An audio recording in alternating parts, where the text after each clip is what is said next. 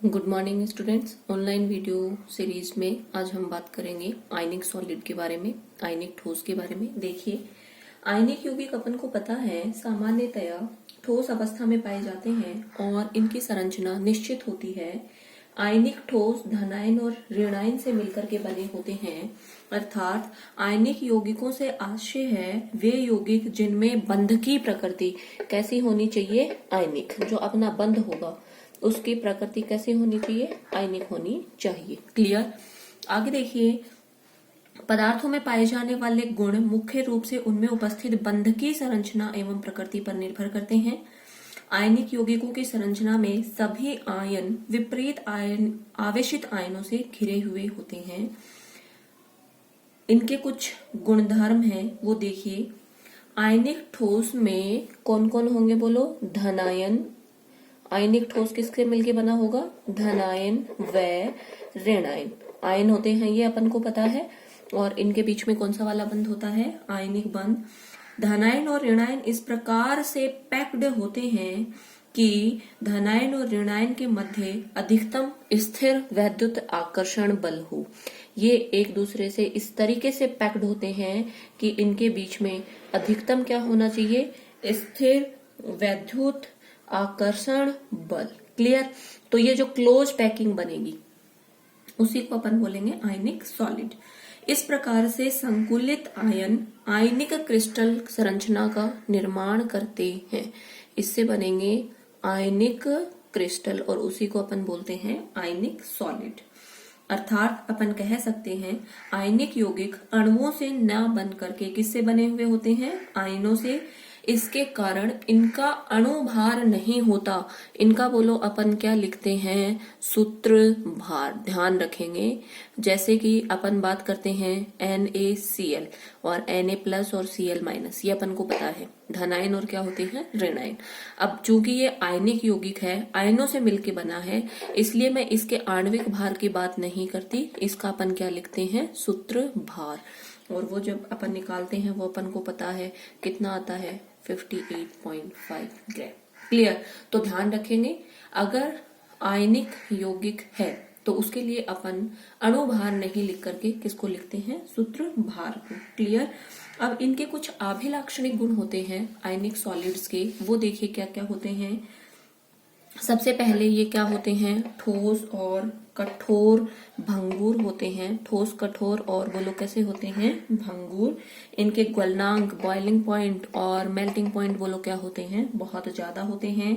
ये ध्रुवीय विलायकों में जो पोलर सॉल्वेंट्स होते हैं, जैसे वाटर है, अमोनिया है, पोलर सॉल्वेंट्स होते हैं, उनमें वो लोग कैसे होते हैं, सॉल्युबल होते हैं, सॉल्युबल होते हैं। लेकिन जो नॉन पोलर सॉल्वेंट है, नॉन पोलर सॉल्वेंट, इनमें वो लोग क्या होते हैं, इनसॉल्युबल होते हैं। इनका सामान्य ताप पर जो वेपर प्रेशर होता है, वेपर प्रेशर, वो बोलो क्या होता है, कम होता है। वाष्पीकरण ऊष्मा का मान ज्यादा होता है। वाष्पीकरण ऊष्मा का मान, वाष्पीकरण ऊष्मा का मान ज्यादा होता है। क्लियर। आगे देखिए,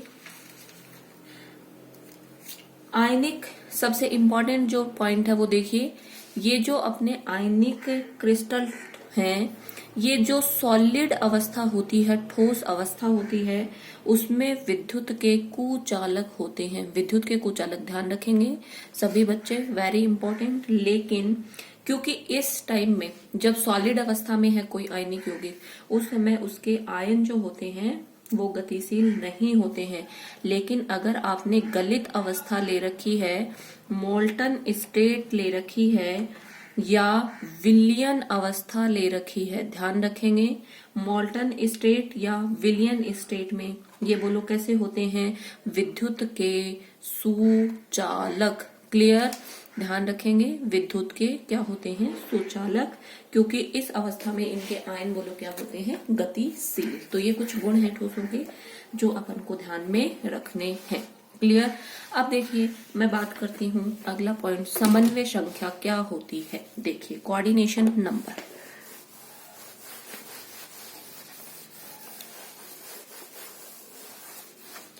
अब अपन बात करते हैं कोऑर्डिनेशन नंबर। देखिए,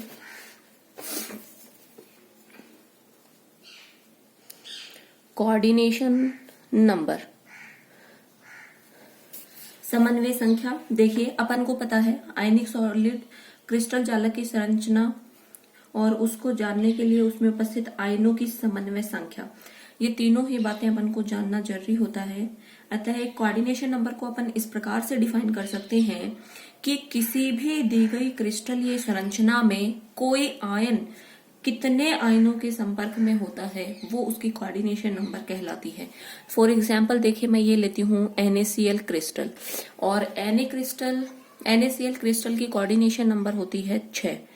6 का मतलब होता है कि एक जो सोडियम है वो 6 क्लोराइड आयनों से घिरा हुआ होता है, और इसी तरीके से एक क्लोरीन कितने 6 सोडियम आयनों से घिरा हुआ रहता है।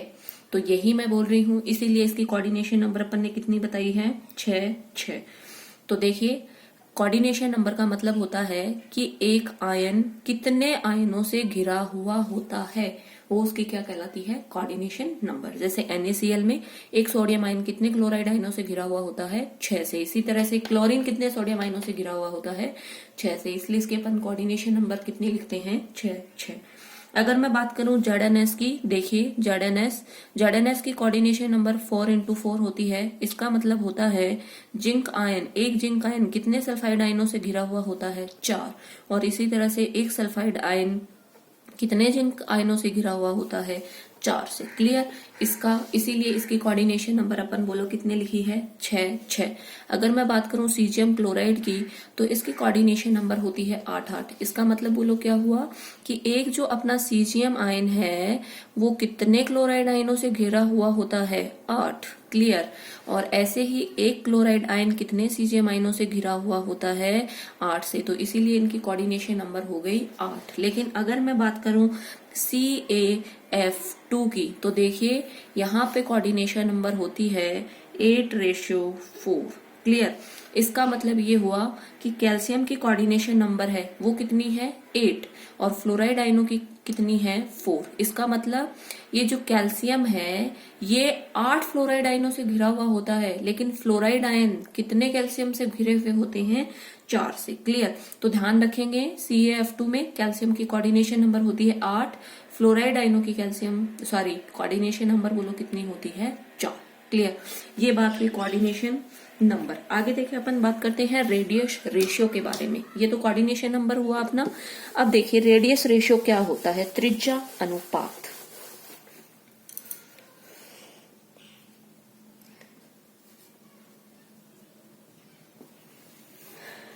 रेडियस रेशियो देखिए, किसी आयनिक यौगिक के धनायन तथा ऋणायन की त्रिज्याओं का अनुपात रेडियस रेशियो कहलाती है, और इसको डिनोट करते हैं R से। और देखिए ये होता है धनायन की त्रिज्या बटे क्या लिखते हैं बोलो, ऋणायन की त्रिज्या। क्लियर? तो धनायन की त्रिज्या और ऋणायन की त्रिज्या का अनुपात, ये अपन क्या लिखते हैं, रेडियस रेशियो, त्रिज्या अनुपात। या मैं इसको लिख सकती हूँ RR बराबर धनायन की त्रिज्या अपॉन ऋणायन की त्रिज्या। क्लियर? इसको अपन बोलते हैं त्रिज्या अनुपात। अब देखिए जो त्रिज्या अनुपात होती है ये क्रिस्टल, इसके कारण आयनिक यौगिकों की क्रिस्टलीय संरचना में पैकिंग पर बहुत प्रभाव पड़ता है। सामान्य रूप से क्रिस्टल में किसी आयन की समन्वय संख्या का मान जितना अधिक होता है, आयनिक यौगिक का स्थायित्व उतना ही अधिक होता है। और समन्वय संख्या का निर्धारण किससे होता है, त्रिज्या से। इसका मतलब ये हुआ कि त्रिज्या का अनुपात जितना अधिक होगा, धनायन की समन्वय संख्या का मान उतना अधिक होगा, क्योंकि दोनों में समानुपाती संबंध है। क्लियर?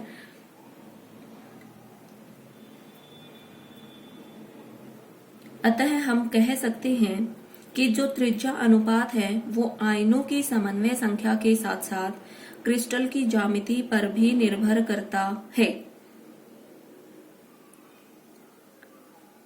आयनिक यौगिक की न्यूनतम ऊर्जा की अवस्था सबसे स्थायी अवस्था होती है, जिसको ग्रहण करने के लिए अवयवी आयन एक दूसरे के निकट आते हैं और क्लोज पैक्ड हो जाते हैं, तथा विपरीत आवेशित आयन एक दूसरे के संपर्क में रहते हैं और उनके बीच में स्थान कम से कम होता है।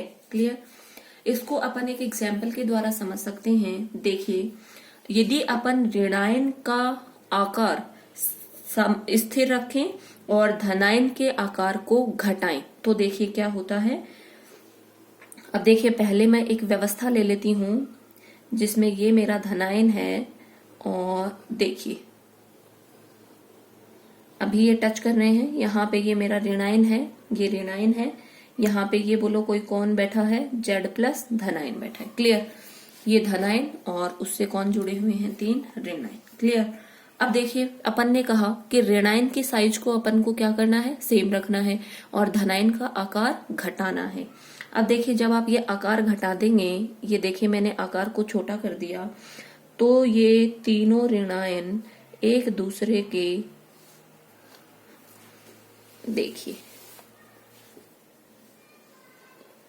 ऋणायन की साइज को अपन को सेम रखना है।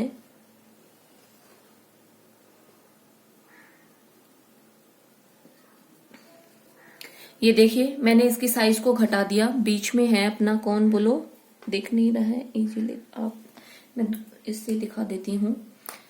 ये देखिए मेरा बीच में कौन बैठा है, धनायन। क्लियर?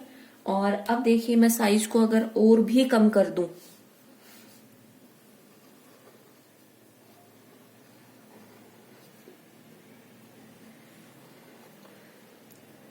ये देखिए मैंने इसकी साइज को और भी कम कर दिया है और ये आपको एक डॉट के रूप में मैं दिखा रही हूं। क्लियर? नजर आ गया होगा। ठीक है, अब देखिए इन तीनों की अपन बात करते हैं। सबसे पहले देखिए ये वाली, इसको मैं नंबरिंग कर देती हूँ, फर्स्ट, ये कंडीशन सेकंड एंड ये कौन सी है अपनी, थर्ड। अब देखिए फर्स्ट में ये जो अपना डायग्राम फर्स्ट है, इसमें Z plus ion 3 X minus आयनों से घिरा हुआ है, जिसमें अक्स माइनस आयन या बोलू ऋणायन एक दूसरे को छूते हुए नहीं है, एक दूसरे से कोई इनका कनेक्शन नहीं है ऋणायन का आपस में। ये संरचना स्थायी होगी क्योंकि इस कंडीशन में धनायन और ऋणायन में आकर्षण बल अधिक होगा और इनके बीच में प्रतिकर्षण बोलो क्या होगा, कम, क्योंकि समान आयनों के बीच में प्रतिकर्षण होता है, विपरीत आयनों के बीच में आकर्षण होता है। अब चूंकि देखिए ऋणायन आपस में एक दूसरे के संपर्क में नहीं है, तो यहाँ पे धनायन और ऋणायन के बीच में आकर्षण बल ज्यादा होगा, जबकि इनके बीच में प्रतिकर्षण बल बोलो क्या होगा, कम होगा, क्योंकि एक दूसरे से दूर है। क्लियर? अब सेकंड में देखिए अपन ने धनायन के आकार को क्या कर दिया, छोटा। जैसे ही आप धनायन के आकार को छोटा करोगे, ये ऋणायन एक दूसरे के पास में आ जाएंगे। यहां पे भी देखिए धनायन तीनों ऋणायनों के संपर्क में है, लेकिन यहां पर प्रतिकर्षण बल आकर्षण बल की तुलना में अधिक हो जाता है। यहां पे आकर्षण बल ज्यादा था क्योंकि यहाँ पे प्रतिकर्षण बल इतना प्रभावी नहीं था। यहाँ पे भी देखिए धनायन तीनों ऋणायनों के संपर्क में है, यहाँ पे आकर्षण बल भी लग रहा है, लेकिन चूंकि ऋणायन ऋणायन के बीच में क्या लग रहा है बोलो, प्रतिकर्षण बल, तो यहाँ पे प्रतिकर्षण बल प्रभावी हो जाता है और इस अवस्था में त्रिज्या अनुपात सीमांतकारी त्रिज्या अनुपात कहलाता है। क्लियर? ये संरचना क्या हो जाएगी, अस्थायी। और आगे वाली संरचना नंबर थर्ड में देखिए धनायन ऋणायनों के सीधे संपर्क में नहीं होता क्योंकि जो कैविटी बनी उसमें है, अपितु ऋणायनों का एक दूसरे से संपर्क होता है। इस कंडीशन में देखिए मैंने इसको धनायन को बिल्कुल डॉट से रिप्रेजेंट कर सकता है, का आमाप या बोलूं आकार और भी छोटा हो गया, तो यहाँ पे प्रतिकर्षण बल बोलो क्या हो गया, सबसे ज्यादा। तो ये संरचना कैसी हो गई बोलो, सबसे ज्यादा अस्थायी। क्लियर? तो ध्यान रखेंगे। अब मान लीजिए अपन धनायनों का आकार है वो स्थिर रख दें और ऋणायन के आकार में वृद्धि करें तो क्या प्रभाव पड़ेगा। देखिए ये फर्स्ट कंडीशन देखिए। अब अपन को देखा उल्टा करना है, बोलो क्या करना है, धनायन के आकार को सेम एज रखना है और ऋणायन के आकार को अपन को बढ़ा देना है। देखिए ये Z प्लस और अब मैं ऋणायन के आकार को बढ़ा देती हूँ। देखिए ये लो बड़ा आकार कर देते हैं अपन,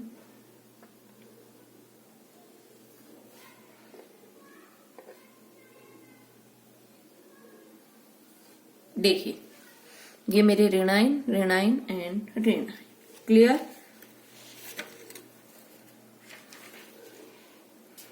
अब आप देख रहे हो कि जैसे जैसे ऋणायन का आकार बढ़ेगा त्रिज्या अनुपात का मान कम होगा, क्योंकि अपन ने क्या करा है, ऋणायन का मान बढ़ाया है, त्रिज्या अनुपात का मान बोलो क्या हो जाएगा, कम। इसलिए त्रिज्या अनुपात का मान कम होने पे संरचना अस्थायी हो जाएगी, क्योंकि धनायन और ऋणायन के मध्य रिक्त स्थान रहने से प्रतिकर्षण बोलो क्या हो जाएगा, बहुत ज्यादा। क्लियर। आगे देखिए,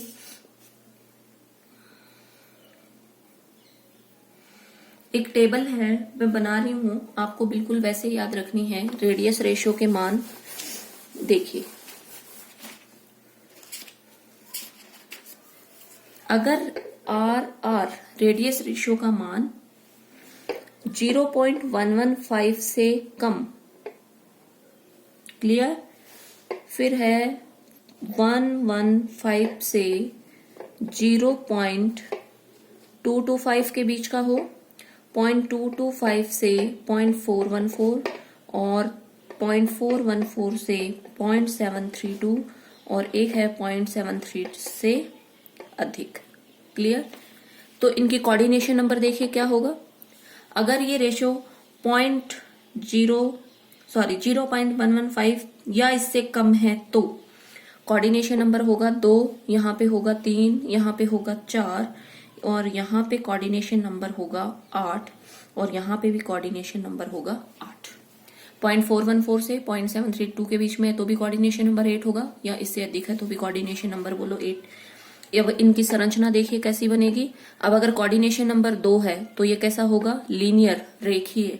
अगर 3 है तो बोलो कैसा होगा, त्रिभुजीय, ट्राइगोनल। अगर 4 है तो बोलो कैसा होगा, चतुष्फलकीय। क्लियर। और अगर 8 है तो बोलो कैसा होगा, अष्टफलकीय। ध्यान रखेंगे इनकी संरचना। रेडियस रेशियो देखिए, एक बार दोबारा देख लीजिए। अगर रेडियस रेशियो 0.115 से कम है तो कोऑर्डिनेशन नंबर 2, शेप कैसी होगी, लीनियर। अगर 0.115 से 0.225 के बीच में है तो 3 और शेप कैसी होगी, ट्राइगोनल। 0.225 से 0.414 है तो 4 और कैसा होगा, टेट्राहेड्रल। और अगर 0.414 से 0.732 और इससे ज्यादा है तो अष्टफलकीय। और कोऑर्डिनेशन नंबर बोलो कितना होगा, 8। क्लियर। और इसका एग्जाम्पल अगर मैं दूं तो देखिए,